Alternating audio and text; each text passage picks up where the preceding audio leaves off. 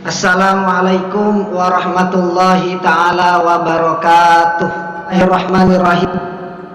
Asyhadu an la ilaha illallah wahdahu la syarikalah wa asyhadu anna Muhammadan abduhu wa rasuluh. Allahumma salli ala sayyidina Muhammadin salatan tulqi bihar ru'ba wal haibata fi qulubil kafirin wal musyrikin wal munafikin wal zalimin wal hasidin waddallin wa ala alihi wa sahbihi wa sallam salatan wa salaman daimaini mutalazimaini ila yaumiddin, amma ba'du. A'udzu billahi minasyaitonir rajim. Subhanalladzi asra bi 'abdihi lailam minal masjidil haram ila masjidil aqsal ladzi barakna haulahu linuriyahu min ayatina innahu was-sami'ul basir. Al-ayah. Yang saya cintai, yang saya banggakan, mahasiswa Universitas Jember, wabil khusus Fakultas Ilmu Sosial dan Sosial Politik, kita berkumpul dalam rangka memperingati Isra Mi'raj, yang mana kita sekarang berada di tanggal 28 Rajab. Kalau peristiwa detailnya itu bertepatan pada hari kemarin, yaitu 27 Rajab. Namun pada malam hari ini kita masih dalam suasana Isra Mi'raj. Mahasiswa-mahasiswi Universitas Jember yang saya hormati, yang saya banggakan, perlu kita merenungi dan mengkaji sedikit mengenai Isra Mi'raj ini sesuai tema kajian kita, yaitu bukti cinta dan perjuangan Rasulullah SAW dalam peristiwa Isra Mi'raj ini. Lantas kalau sudah Rasulullah sudah mau berjuang mati-matian demi Islam, lantas bagaimana dengan kita? Seperti itu. Kita sering mengutarakan saya cinta, saya senang, saya suka dan lain sebagainya. Namun apa dari bukti itu semua? Karena yang dibutuhkan sekarang itu yang dibutuhkan itu adalah bukti, bukan hanya omong doang saja. Kalau dalam istilah fikih itu disebut dengan mujarradul kalam, hanya omong saja, tidak dibuktikan. Lantas bagaimana kita cara membuktikan ini semua? Ya, cara membuktikannya bagaimana? Khususnya kita yang selaku umat Nabi Muhammad SAW di peringatan hari Isra Mi'raj ini. Sebelum memasuki kajian tersebut lebih dalam lagi mengenai bagaimana sebenarnya kita dalam rangka umat Muslim yang baik untuk membuktikan cinta kita kepada Nabi Muhammad SAW, maka kita harus mengetahui dulu apa itu Isra Mi'raj. Seperti ayat yang kita buka di awal barusan, yaitu surat Al-Isra ayat 1. Karena setiap Isra Mi'raj itu selalu dibuka dengan surat Al-Isra ayat 1 ini, sesuai dengan judul suratnya, yaitu Al-Isra. Kalau kita lebih detail lagi, seperti yang didefinisikan ulama, bahwasanya Isra itu adalah perjalanan malam hari dari Mekah menuju ke dari Masjidil Haram menuju ke Masjidil Aqsa. Posisinya yang berada di Mekah Masjidil Haram menuju ke Palestina Masjidil Aqsa ditempuh dalam satu malam, ya.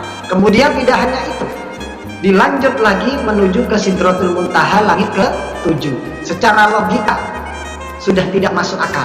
Namun kita selaku umat Islam, khususnya umat baginda Nabi besar Muhammad SAW, sudah pasti kita harus meyakini akan kejadian tersebut. Karena keesokan harinya pas ini, semisal kemarin Isra Mi'raj, kemudian keesokan harinya banyak sekali orang-orang Quraisy yang mendustakan Nabi Muhammad, mencaci maki peristiwa Isra Mi'raj itu. Tidak hanya itu, bahkan yang Muslim itu sebagian para sahabat juga ikut murtad gara-gara mendengarkan kejadian Isra Mi'raj. Na'udzubillah kalau kita sampai seperti itu, menganggap bahwasanya cerita-cerita yang ada dalam Al-Quran, Isra maupun kejadian-kejadian seperti Isra Mi'raj ini, yang mengatakan bahwasanya ini hanya cerita fiktif belaka. Seperti kemarin jaringan Islam liberal mengatakan cerita-cerita fenomena-fenomena yang ada di Al-Quran itu dianggap cerita-cerita fiktif yang kefaktualannya masih diragukan. Karena apa? Kita tidak menyaksikan secara langsung. Nah, ini yang sangat bermasalah lagi ketika menganggap bahwasanya sesuatu itu liberal bebas sehingga berpendapat sesuai dengan akalnya sendiri. Padahal ada banyak sekali para ulama dan mujtahid sudah menafsiri kejadian-kejadian tersebut. Kita buka kajian pada malam hari ini dengan surat Al-Isra ayat 1. Subhanalladzi asra bi 'abdihi lailan minal masjidil haram ila masjidil aqsa alladzi barakna haulahu linuriyahu min ayatina. Subhana, maha suci Allah, alladzi asra bi 'abdihi, yang telah memperjalankan hambanya, minal masjidil haram ila masjidil aqsa, dari masjidil haram menuju ke masjidil aqsa, ya. Alladzi barakna haulahu, yang mana masjidil aqsa itu sudah diberkahi sekelilingnya. Alladzi barakna haulahu linuriyahu min ayatina, untuk menunjukkan tanda-tanda kebesaran Allah. Ini termasuk salah satu mukjizat. Salah satu mukjizatnya Nabi Muhammad, yaitu peristiwa Isra Mi'raj ini. Kita harus pandai mengambil hikmah dari kejadian peristiwa Isra Mi'raj ini. Kalau lebih detail lagi, hikmah yang bisa kita ambil dalam kejadian Isra Mi'raj ini, yang pertama itu bahwasanya Nabi Muhammad ketika peristiwa Isra Mi'raj ini sedang keadaan berduka. Bagaimana tidak berduka? Istrinya Nabi Muhammad, istri tercinta, ya, ibaratnya kekasih tercintanya, pasca waktu itu kejadian Isra Mi'raj sudah Sayyidah Khadijah, yang mana beliau itu Ummul Mukminin, kemudian cantik, berjuang demi agama mati-matian, seluruh hartanya diberikan kepada agama, meninggal ketika pasca Isra Mi'raj. Bagaimana tidak sedihnya Nabi Muhammad? Tidak hanya itu, tidak hanya ditinggal Sayyidah Khadijah, namun pamanda beliau yang sudah merawatnya dari kecil. Siapakah dia? Ya, banyak sekali yang tidak paham pamannya Nabi siapa. Kalau artis drama Korea, drakor dan lain sebagainya itu banyak yang hafal. Tetapi kalau pamannya Nabi sendiri tidak hafal.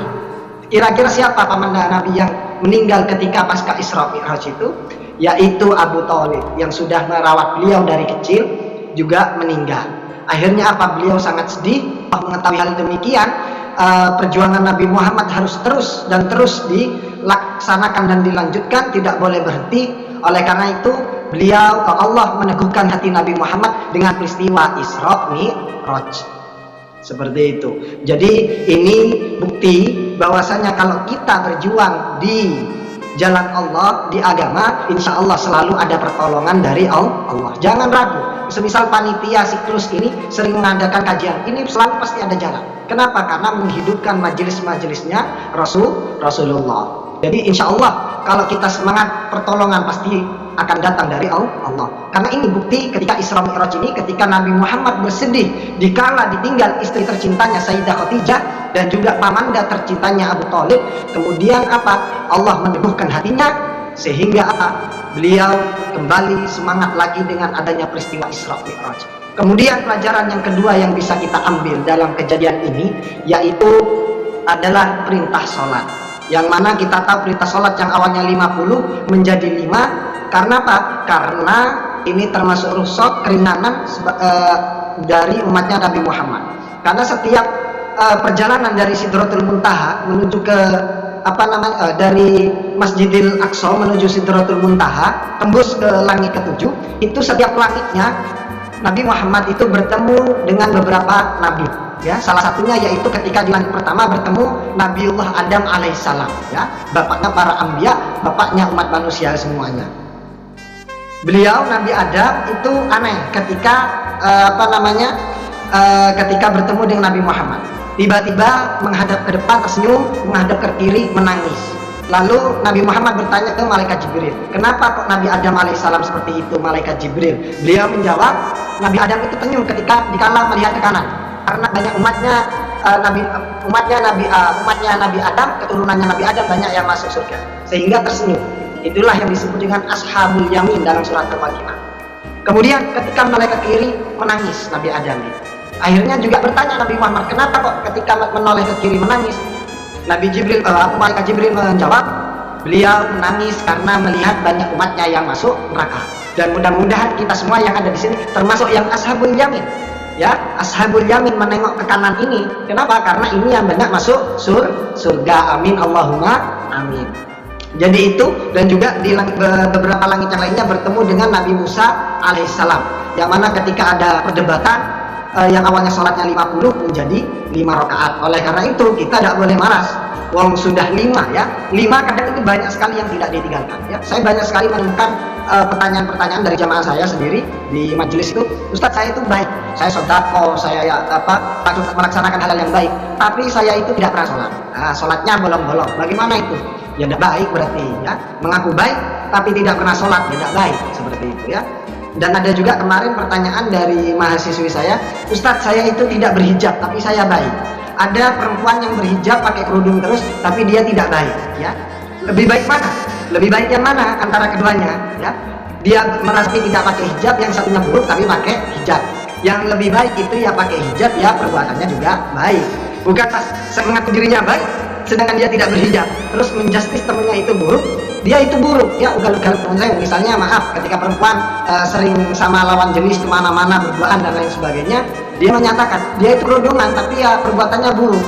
Saya baik, tidak seperti itu, tapi saya tidak berhijab. Lebih baik mana Ustaz? Ya yang lebih baik ya melakukan demikian dan juga berhijab, seperti itu ya, sama-sama anu. Jadi ya tetap dia mengaku baik padahal tidak berhijab. Yang tidak berhijab itu juga tidak baik, seperti itu, makanya harus pakai kerudung. Itu ya.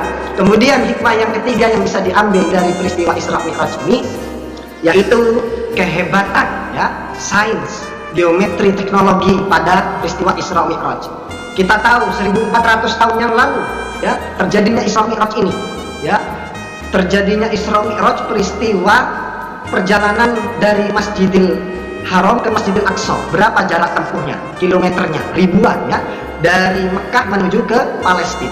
Kemudian tidak hanya itu, menuju luar angkasa. Luar angkasa tidak langit ke-1. Kalau luar bumi ini kan masih langit ke-1. Ini sampai ke langit ke-7, tidak nanggung-nanggung. Padahal tidak ada teknologi, tidak ada pesawat, tidak ada kapal terbang, tidak ada jet, tidak ada roket, tidak ada astronot dan lain sebagainya. Bagaimana bisa terjadi hal yang demikian kalau bukan mukjizat?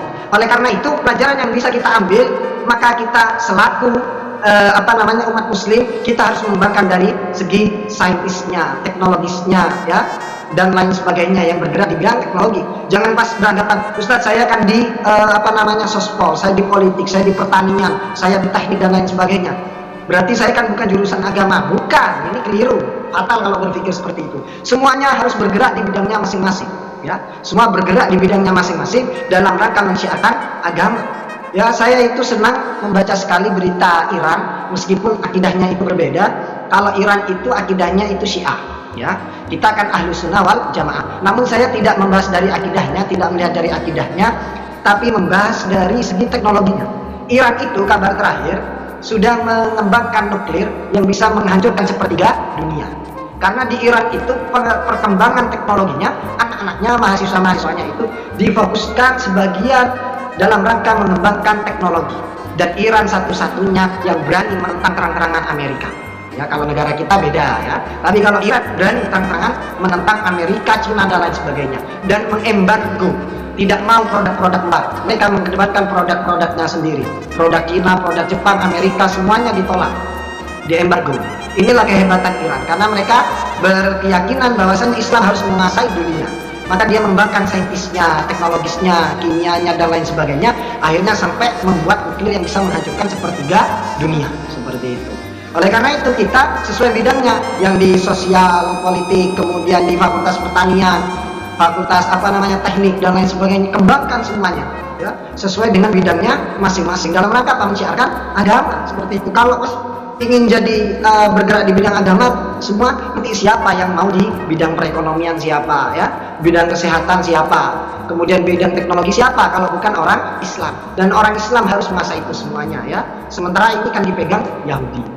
Kemudian pelajaran yang keempat yang bisa kita ambil, yang terakhir, yaitu bahwasanya disebutkan dalam ayat Al-Quran surat Al-Isra ayat 1, Subhanalladzi asra bi 'abdihi lailan minal masjidil haram ila masjidil aqsa alladzi barakna haulahu. Ya. Itulah kenapa disebutkan Masjidil Aqsa yang ada di Palestina. Kenapa kok sampai disebutkan, sampai dengan ditambahi isim sifatnya alladzi barakna haulahu, Masjidil Aqsa yang kita berkahi di sekelilingnya. Ini menunjukkan bahwasanya Masjidil Aqsa yang ada di Palestina ini miliknya umat muslim. ya. Ini miliknya umat muslim. Kita tidak berperang, ya. Kita tidak ikut berperang, tidak ikut berdonasi dan lain sebagainya. Oleh karena itu kita tetap ya harus mendoakan mereka. Minimal harus mendoakan mereka, karena yang di sana, warga di sana itu terus dianiaya oleh orang Yahudi, banyak baku tembak. Dan orang Yahudi percaya bahwasanya di bawah Masjidil Aqsa itu ada gelondongan emas, ya. Kalau yang gelondong harta emas dan lain sebagainya, seperti di Sungai Efrat misalnya, di Efrat itu kan ceritanya nanti ada gua emas di situ di bawahnya. Akhirnya Amerika sudah mulai mulai menjadikan bangunan tempat tersebut menjadi tambang. Jadi orang muslim itu percaya kalau yang masalah emas itu mereka percaya. Tapi kalau akidah mereka tidak percaya. Ini kelirunya, ya. Jadi Masjidil Aqsa itu adalah miliknya umat muslim. Kita sudah tidak ikut berperang, maka minimal kita mendoakannya. Salah satunya yang sering diajarkan oleh ulama-ulama kita di Indonesia menggunakan sholawat asyigir, ya. Ini doa agar mereka itu segera hancur dari orang Yahudi yang sudah menjajah warga Palestina. Bagaimana sholawatnya? Sering kita dengar. Contohnya seperti ini. Allahumma sholli ala sayyidina Muhammad wa ashghili zalimin bizzalimin wa akhrijna min bainihi salimin wa ala alihi wa sahbihi wa sallim. Tuh, ya. Allahumma sholli ala sayyidina Muhammad wa ashghili zalimin bizzalimin, dan sibukkanlah orang-orang zalim itu dengan orang-orang zalim, agar sesama orang zalim, Amerika dan Yahudi semuanya sebetulnya itu saling tempur. Jadi tidak menggempur umat Islam, tapi mereka saling bertempur. Itu arti doanya seperti itu. Wa akhrijna min baini salimin, dan semoga mereka semuanya warga Palestina dibebaskan dari kesakitan jajahan tersebut dan dijadikan orang-orang yang selamat. Amin Allahumma amin. Itu 4 pelajaran yang bisa kita ambil dalam peristiwa Isra Mi'raj ini. Namun bagaimana kita setelah mengambil peristiwa Isra Mi'raj ini, mengambil hikmah dari minimal 4 peristiwa Isra Mi'raj ini? Yang pertama yaitu kalau kita berjuang, insya Allah selalu ada jalan dari Allah, karena ini persis pada peristiwa Isra Mi'raj, dikala Nabi Muhammad sedang sedih ditinggal istri tercintanya dan paman tercintanya, akhirnya Allah meneguhkan hatinya dengan peristiwa Isra Mi'raj. Yang kedua, mengenai perintah sholat, insya Allah kalau kita berpegangan pada rukun Islam sholat ini, insya Allah kita akan selamat dunia akhirat. Kemudian yang ketiga, yaitu kita selaku umat muslim harus mengembangkan dari segi saintis dan teknologis. Kemudian yang keempat, kita harus ikut membantu minimal doa, ya, minimal doa Masjidil Aqsa yang berada di Palestina. Karena apa? Masjidil Aqsa yang disebutkan dalam surat Al-Isra ayat 1 tersebut termasuk bagian dari umat muslim, seperti itu. Setelah kita mengambil 4 pelajaran ini, lantas apa sebagai kita umat muslim yang baik tentunya untuk membuktikan cinta kita, ya, cinta kepada kita Nabi Muhammad dan juga cinta kita ke Islam. Ini perlu dibuktikan, tidak hanya mujarradul kalam, tidak hanya itu istilah bahasa Inggrisnya saya lupa, ya, tidak hanya omong doang saja, ya, tidak hanya mujarradul kalam, tapi harus dibuktikan. Ini standarnya jelas. Bagaimana cara membuktikannya, Ustaz? Pembuktiannya jelas. Kalau dalam kamus Lisanul Arab, ya, Lisanul Arab itu mendefinisikan bagaimana kita itu bukti percaya atau iman atau cinta, itu bagaimana? Standarnya 3. Ya, yang pertama itu dalam kitab Lisanul Arab dijelaskan at-tasdiqu wal yaqinu bil qalbi.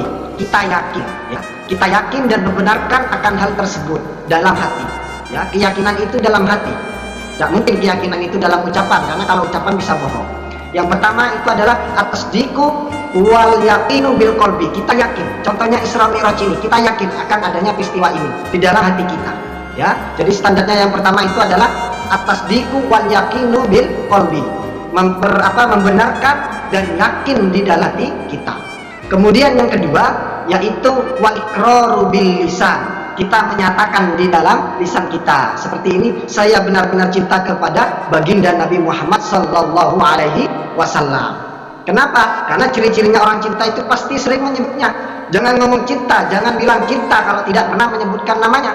Karena ulama mendefinisikan bagaimana ciri-cirinya orang yang cinta itu, man ahabba syai'an aktsara dzikruhu, barang siapa yang senang menyebutkannya terus-menerus, itu ciri-cirinya cinta, ya.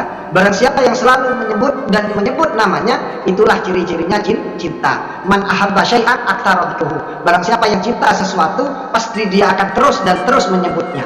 Jadi kalau kita sering berselawat, Allahumma sholli ala Muhammad, ya Allah, ya Rahim, ya Rahman, ya Rahim, atau dan yang zikir lain sebagainya, itu termasuk bukti cinta kita melalui ikrar. Ya, setelah kita meyakini dalam hati, tasdiq wal yaqinu bil qalbi. Yang kedua yaitu al-iqraru bil lisan. Kita ucapkan. Ya, kita ucapkan. Kemudian yang ketiga yaitu setelah kita itu yakin dalam hati, diikrar melalui lisan, menyatakan dengan lisan. Yang ketiga yaitu wal amalu bil jawarih. Ya, mengamalkan dengan anggota tubuh kita. Makanya orang sholat itu 3 unsur ini harus dipenuhi. Kalau tidak dipenuhi maka sholatnya batal. Tidak mungkin, Ustadz saya ini sholat, ya. Apa bukti sholatnya? Ini buktinya saya itu dalam hati sudah ingat, ya. Kan ada beberapa golongan kemarin dari Sunda Empire dan lain sebagainya. Itu cara sholatnya bagaimana? Cukup ingat saja.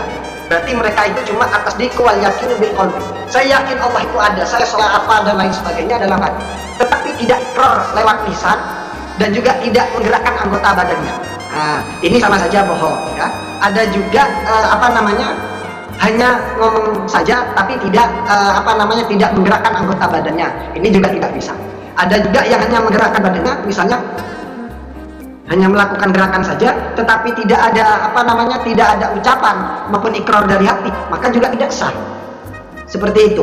Jadi standarnya itu 3, ya. Sama halnya kita menyatakan cinta, atau jangan itu sudah. Misalnya kita mau meminta uang SPP ke orang tua kita. Karena ini banyak mahasiswa, saya beri seperti itu aja. Kemarin misalnya waktu mau masuk semester, maka kita wajib membayar UKT di kampus. Hanya kita meminta kepada orang tua. Ibu, saya meminta uang untuk membayar UKT. Pertama kita niat dulu dalam hati. Saya memang niat mau minta uang untuk membayar UKT.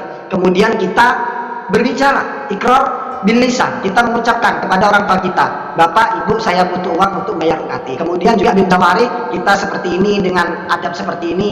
Kemudian kita setelah menerima uang tersebut, kita buktikan membayar di bank, kita beritahu ke orang tua kita, ini bukti slip yang sudah saya bayarkan UKT di kampus saya. Akhirnya ya seperti itu yang disebut dengan kebenaran yang benar, hak, ya, terbukti. Jadi kalau kita ingin membuktikan, kalau memang kita bukti cinta juang kepada Nabi Muhammad SAW, maka tidak hanya dalam hati, saya cinta kepada Nabi, tapi tidak ada perbuatannya. Ikut majelis taklim tidak pernah, ikut kajian tidak pernah, sholat jarang, ya. Puasa nanti bolong-bolong. Kebetulan puasa ini sudah mendekati kurang sekitar 30 hari, yang kurang 1 bulan, karena 13 April, ya. Puasa bolong-bolong, traweh tidak pernah, tapi ikut hari raya. Apa ini yang disebut dengan cinta? Tidak bisa. Karena standarnya cinta ada 3. Pertama, kita yakin dalam hati, at-tasdiq wal yaqinu bil qalbi. Kemudian al-iqraru bil lisan, menyatakan saya benar-benar cinta kepada baginda Nabi Muhammad. Kemudian yang terakhir, dibuktikan dengan perbuatannya. Ini ngaku cinta tapi tidak pernah sholawatan, tidak pernah berzikir, ya, tidak pernah hadir di majelis taklim dan lain sebagainya. Maka sudah pasti itulah cinta yang hanya ucapkan dalam mulut saja, tidak dibuktikan. Kalau memang kita cinta, mari kita mengadakan kajian seperti ini. Berarti panjenengan semua yang hadir di sini, inilah bentuk cinta juang kita kepada baginda Nabi Muhammad SAW. Ini buktinya kita, ya. Kalau di daerah kami, kemarin pas bertepatan malam 27 Rajab, peringatan Isra Mi'raj, kita mengadakan kumpulan tasyakuran, membawa berkat masing-masing. Mungkin di daerah kalian juga seperti itu. Kemudian berzikir, beristighfar, bertasbih, bertahmid, bertahdir, sekaligus juga membacakan salawat kepada baginda Nabi Muhammad SAW. Kemudian makan bersama. Ini sebagai bukti salah satu cinta kita. Meskipun cinta kita itu tidak ada apa-apanya dibandingkan baginda Nabi Muhammad, tidak ada apa-apanya kalau melihat perjuangan beliau. Oleh karena itu, kita kan sudah tidak ikut berperang, ya. Kita tidak ikut berdakwah seperti zamannya Rasulullah. Tiap hari perang dan perang, dakwah harus sembunyi-sembunyi. Ancaman nyawa itu setiap hari menjadi ancaman, ya. Karena banyak sekali yang ingin membunuh beliau. Dari kebanyakan perjuangan beliau itu sangat sengsara sekali. Kita selaku umatnya tinggal menikmati hasilnya. Lantas kok kita tidak merayakannya? Betapa miskinnya kita, betapa hinanya kita tidak merayakan peristiwa Isra Mi'raj ini. Ya, bahkan ketika Isra Mi'raj, beliau banyak dicaci maki oleh orang-orang Quraisy, ya. Banyak sekali dicaci maki oleh orang-orang Quraisy. Banyak yang mengatakan misalnya ketika peristiwa Isra Mi'raj itu, apakah benar memang kejadian seperti itu? Ya, itu yang datang ketika Isra Mi'raj itu ruhnya saja apa jasadnya? Nah, nanti ini akan saya jawab ketika ada sesi pertanyaan. Kalau memang ditanyakan mengenai ketika peristiwa Isra Mi'raj yang itu teknologinya canggih ya, menggunakan buraq dari Masjidil Haram ke Masjidil Aqsa kemudian menuju ke langit yang ketujuh. Itu apakah jasad, apakah ruh atau jasad sama ruh? Ini banyak sekali nanti khilaf antar ulama. Namun yang jelas dalam rangka kita membuktikan cita-cita kepada baginda Nabi besar Muhammad SAW, khususnya di peristiwa Isra Mi'raj ini, minimal mari kita ya bertasbih, bertahmid, bertahlil ya, bersolawat dikhususkan kepada kanjeng Nabi Muhammad SAW, dengan salah satunya juga mengadakan majelis taklim kajian milenial seperti ini. Saya sangat senang sekali dan mengapresiasi kampus Universitas Jember ini, yang mana mahasiswa-mahasiswanya itu semangat dalam kajian-kajian kemilenialan. Oleh karena itu kita insya Allah sekarang berada di bulan Rajab, kurang satu hari lagi insya Allah sudah masuk di bulan Sya'ban. Saya akhiri kajian milenial malam hari ini dengan tutupan doa doa khusus di bulan Sya'ban, khusus di bulan Rajab, Sya'ban, Ramadan, yang mana kita mengharap barokah dari peristiwa Isra Mi'raj ini, dan semoga kita termasuk orang-orang yang meyakini akan adanya peristiwa Isra Mi'raj ini, mengingat pada masanya Rasulullah ketika setelah pasca kejadian Isra Mi'raj, besoknya banyak sekali orang-orang Yahudi yang meyakini yang mencaci, memaki kejadian peristiwa Isra Mi'raj ini. Tidak hanya itu, bahkan para sahabat banyak yang murtad gara-gara peristiwa Isra Mi'raj ini. Mereka sebagian tidak percaya. Namun ada salah satu sahabat yang gagah berani menyatakan bahwa peristiwa Isra Mi'raj itu adalah peristiwa yang hak dan yang benar. Ya, mengatakan hal demikian dengan lantangnya di depan orang-orang Quraisy, yaitu siapakah dia? Beliau yang dijuluki dengan Siddiq, ya, sahabat Abu Bakar. Jadi beliau itu mendapatkan gelar As-Siddiq. Kenapa? Karena pada saat peristiwa Isra Mi'raj, beliaulah yang percaya, meyakini akan adanya peristiwa Isra Mi'raj ini, sehingga beliau mendapatkan gelar Abu Bakar As-Siddiq, seperti itu. Lawan katanya As-Siddiq apa? Al-Kadzab. Di zamannya Rasulullah banyak sekali orang-orang yang sering berdusta, bahkan ada nabi palsu menyebarkan Al-Quran dan hadis yang palsu. Orang tersebut dijuluki dengan istilah lawan katanya As-Siddiq, yaitu Al-Kadzab. Ya, naudzubillah kalau kita sampai dapat gelar Al-Kadzab. Salah satu contohnya sahabat yang sering memanipulasi Al-Quran dan ayat-ayat Al-Quran dan hadis, yaitu Musailamah. Akhirnya Musailamah itu mendapatkan gelar Musailamah Al-Kadzab, ya, Musailamah Al-Kadzab, lawan kata dari antonim dari As-Siddiq. Kalau Abu Bakar membenarkan peristiwa Isra Mi'raj ini, akhirnya beliau mendapatkan gelar As-Siddiq, Abu Bakar As-Siddiq.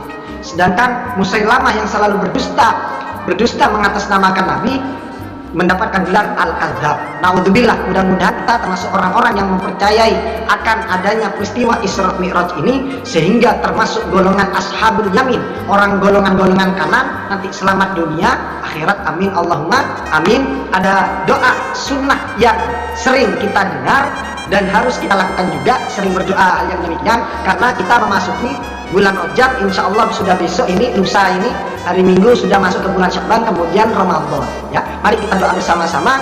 Bismillahirrahmanirrahim. Allahumma barik lana bi Rajab wa Sya'bana wa ballighna Ramadana wa ballighna Ramadana. Allahumma ya Allah, barik lana, berkatilah kita semuanya.